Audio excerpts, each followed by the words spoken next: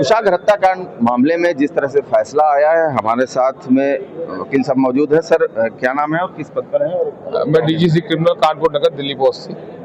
Sir, क्या फैसला आया है और किस तरह से इसको देखते हैं? तीनों अभियुक्तों को, रजिता वत्स को, प्रभात शुक्ला को और शिवा गुप्ता को डबल आजीवन कारावास की सजा सुनाई गई है। वो भी प्राकृतिक रूप से जब तक जीवन लीला समाप्त हो जाए, मतलब टिल ऑन डेथ तक के लिए किया गया है।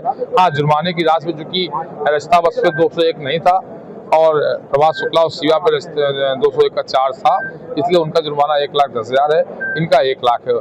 इसलिए तीनों की डबल आजीवन कारावास है, टिल ऑन डेथ तक सजा भुगतेंगे। संक्षेप में अगर बताएं तो घटना किस तरह से, कितनी हीनियस ये मानी जा रही थी और किस तरह से कोर्ट ने इसको देखा? देखिए, हीनियस घटना इसलिए कि एक नाबालिग बालक था, 16 वर्ष का, अबोध था, और शिक्षक ने जो पढ़ा रहा है उसने पूरी रेकी करके उसको कब कहाँ जाता है, कैसे जाता है, किस साधन से जाता है, उसके पिता माता कहाँ रहते हैं, कितनी देर में जाते हैं, कब जाते हैं, पूरी रेकी करके उसको एक योजनाबद्ध तरीके से प्रयास किया और मारने के बाद उसको काट करके उसकी बॉडी को डिस्पोज ऑफ करने का जो प्रयास किया, जो साक्ष्य वहां से मिले, चापड़ मिला, पन्नी मिली। अगर ये प्लान था इन लोगों का? यस, प्लान था, इसलिए उसके सीसीटीवी फुटेज हमारे पास है, उसके हमारे पास वॉइस रिकॉर्डिंग है, हमारे पास उसकी लोकेशन है, कॉल रिकॉर्डिंग है।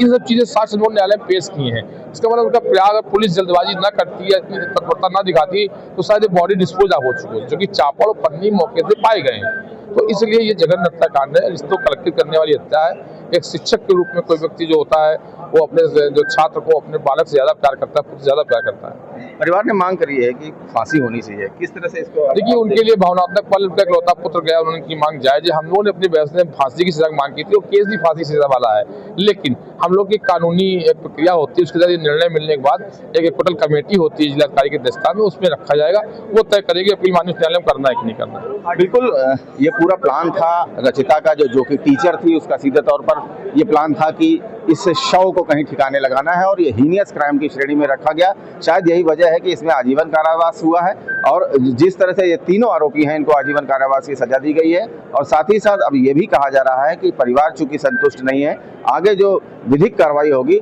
उसके तहत जो है तीनों आरोपियों के लिए फांसी की सजा की मांग भी परिवार लगातार कर रहा है।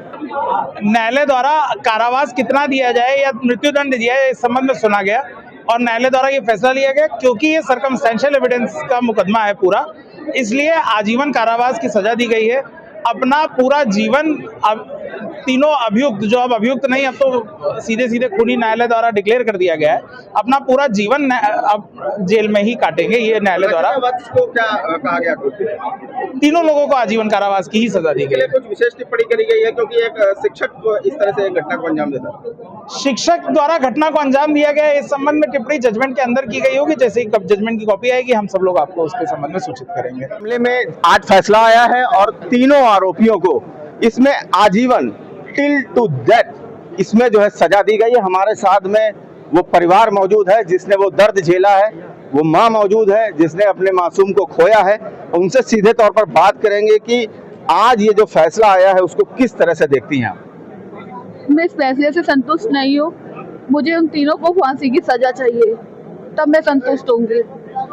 एक शिक्षक होती है जिसको माना जाता है वो घर में आती है, पढ़ाने के लिए आई थी, किस तरह से देखती हैं कि विश्वास क्या रह जाएगा? गुरु शिष्य परंपरा में क्या विश्वास रह जाएगा? नहीं, कोई अब विश्वास नहीं कर पाएगा माँ बाप अपने बच्चों को।